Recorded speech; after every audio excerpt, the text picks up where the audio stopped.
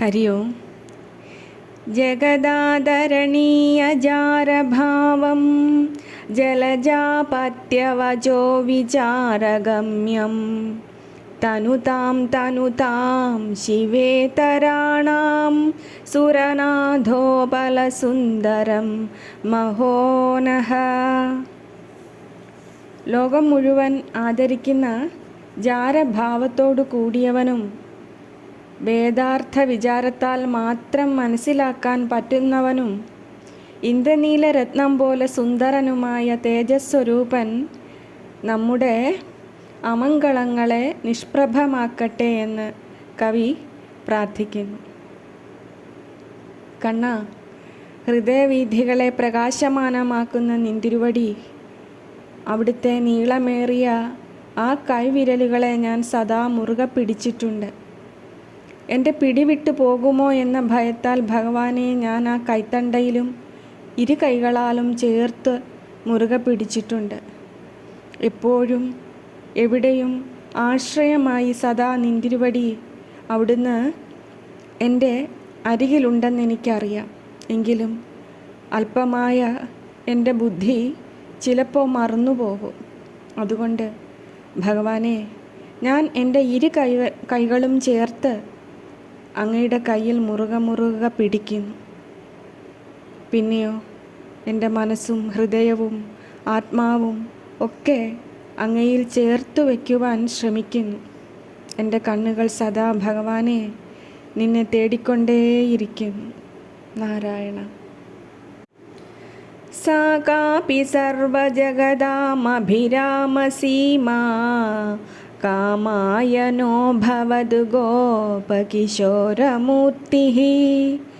യാ ശേഖരേ ശ്രുതിഗിരാം ഹൃദി യോഗഭാജാം പാദാംബുജേ ച സുലഭാ വ്രജസുന്ദരീണാം. എല്ലാ ലോകങ്ങളിലും വെച്ച് ഏറ്റവും മനോഹരമായതിൻ്റെ അതിർവരമ്പെന്ന് പറയാവുന്ന ആ ഗോപബാലരൂപം നമ്മുടെ ആഗ്രഹം നിറവേറ്റട്ടെ. എന്നാൽ ആ അസുലഭ സുന്ദര രൂപം വേദവാക്യങ്ങളുടെ തിരുമുടിയിലും യോഗികളുടെ ഹൃദയത്തിലും ഗോപസുന്ദരിമാരുടെ പാദാരവിന്ദത്തിലും മാത്രമേ സുലഭമായി കണ്ടുകിട്ടുകയുള്ളൂവെന്ന് കവി പറയുകയാണ്. വിശ്വമോഹന രൂപമാർന്ന ആ ശ്രീകൃഷ്ണ ഭഗവാനെ തേടി എവിടെ നടന്നാലും കിട്ടുകയില്ല എന്ന് പറയുന്നു. ഗോപീജനങ്ങളുടെ പാദങ്ങളിലാണ് ആ കൈശോരൻ സദാ ഉണ്ടാവുക എന്ന് പറയുന്നു. ആരാണോ ഏറ്റവും നിർമ്മലമായ ഹൃദയത്തോടെ ഭഗവാനെ സ്നേഹിക്കുകയും തങ്ങളുടെ ജീവിതത്തിലേക്ക് സ്വീകരിക്കുകയും ചെയ്യുക, അവിടെ സദാ ഭഗവാൻ ഉണ്ടാവും. മറ്റൊന്നുകൊണ്ടും ആ നിന്തിരുവടിയെ വശത്താക്കാൻ കഴിയില്ല. തന്നെ തന്നെ മറന്നു പോകും വിധം ആ ഉണ്ണിയെ ഹൃദയത്തിൽ സ്വീകരിക്കാൻ ആർക്കാണോ ആവുക, അവരാണ് ഏറ്റവും ഭാഗ്യം ചെയ്തവർ. ഉണ്ണി, അത്രയധികമൊക്കെ എനിക്കും എൻ്റെ നന്ദകിശോരനെ എൻ്റെ ഹൃദയത്തിൽ വഹിക്കാനും സ്നേഹിക്കാനും കഴിയണേ. നാരായണ. അത്യന്തബാലമതസി കുസുമപ്രകാശം ദിഗ്വാസസം കനകഭൂഷണഭൂഷിതാംഗം വിസ്രസ്തകേശമരുണാധരമായതാക്ഷം കൃഷ്ണം നമാമി മനസാ വസുദേവസൂനും. കുഞ്ഞുണ്ണിക്കണ്ണനെ മനസ്സിൽ കണ്ട് കവി വർണ്ണിക്കുകയാണ് ഇവിടെ. തീരെ ചെറിയ കുഞ്ഞാണ്. അവന് കായാമ്പൂവിൻ്റെ നിറമാണ്. വസ്ത്രമണിഞ്ഞിട്ടേയില്ല. നിറയെ ആഭരണങ്ങൾ അണിയിച്ചിട്ടുണ്ട്. അഴിഞ്ഞു കിടക്കുന്ന പോലെയുള്ള കേശം, തുടുതുടുത്ത ചുവന്ന അധരങ്ങൾ, നീളത്തിൽ അമ്മ വാലിട്ടെഴുതിയ കണ്ണുകൾ. ഇങ്ങനെയുള്ള വസുദേവൻ്റെ പുത്രനായ ഉണ്ണികൃഷ്ണനെ ഞാൻ മനസ്സുകൊണ്ട് നമസ്കരിക്കുന്നു. കവി പറയുകയാണ്.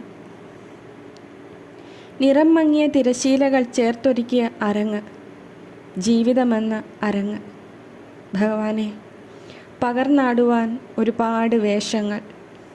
അവയ്ക്കൊക്കെയും വേണ്ടവിധം പൊലിമയും വൈവിധ്യവും തെളിവും നിറവും ഒന്നുമില്ലെങ്കിലും വേഷമൊക്കെ ചേർത്തുകെട്ടി അരങ്ങിൽ നടിക്കേണ്ടതുണ്ട്. കയ്യടികളും ആരവവും ഉണ്ടായില്ലെങ്കിലും ഏൽപ്പിച്ച വേഷം നന്നായി ചെയ്യേണ്ടതുണ്ട്. ഒടുവിൽ വേഷമൊക്കെ അഴിച്ചുവെച്ച് തിരികെ മടങ്ങുമ്പോൾ ചേർത്ത് പിടിച്ചു കൊണ്ടുപോകാൻ നാരായണ, ഗുരുവായൂരപ്പ, അവിടുന്ന് വരണേ. ആ നീണ്ട ബാഹുക്കൾ ചേർത്തണയ്ക്കുന്നത് എന്നെ സ്വപ്നം കണ്ടു തുടങ്ങിയതാണ്. നാരായണ.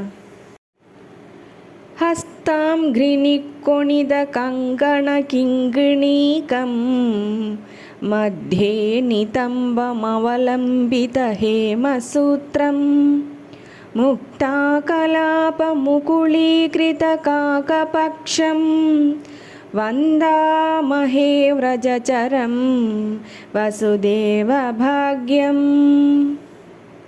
അമ്പാടിയിൽ ഓടി നടന്ന് കളിക്കുന്ന ഉണ്ണിക്കണ്ണനെ കവി വർണ്ണിക്കുകയാണ്.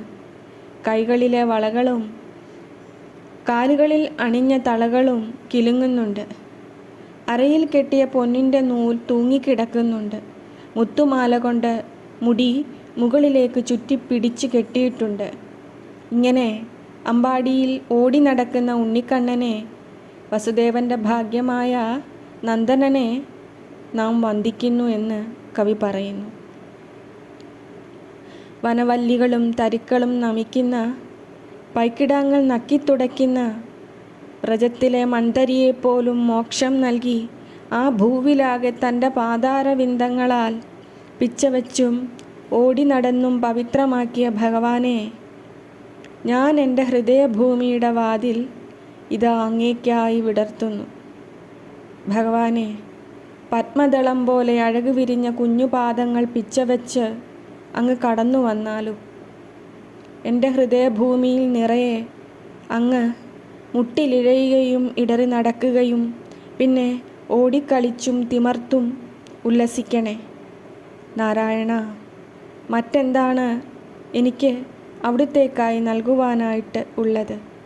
ശ്രീലക്ഷ്മിയും ഭൂദേവിയും ലാളിക്കുന്ന ആ പൊൻപദങ്ങൾ എൻ്റെ അകതാരിൽ എപ്പോഴും തെളിയണേ. നാരായണ. ഹരി ഓം.